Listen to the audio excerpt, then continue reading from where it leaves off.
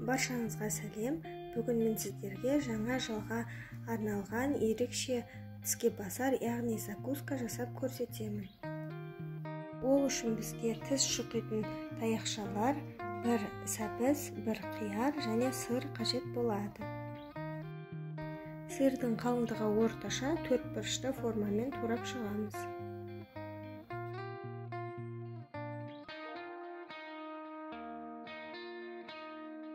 Бұл сырлар біздің шыршамызда ұстап тұратын болады.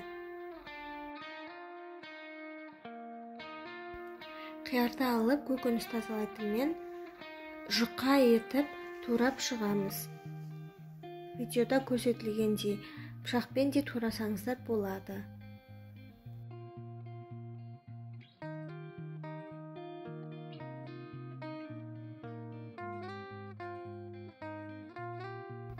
Тіс шұқитын таяқшаға қиярымызды шыршаның формасында етіп салып шығамыз.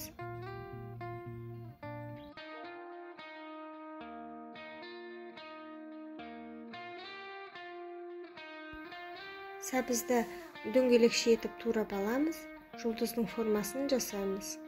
Шыршаның үстіңгі жағында әдемі болып тұру үшін.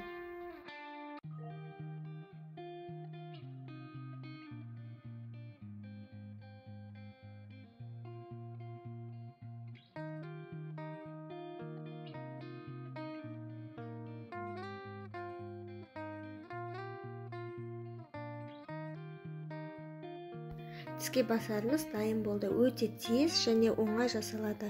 Жаңа жылдық үстелдің сәнін келтіріп тұрады. Сіздер де жасап көріңіздер. Егер де видео ұнап жатса лайк басып, каналыма тіркеліп қойыңыздар. Сау болыңыздар.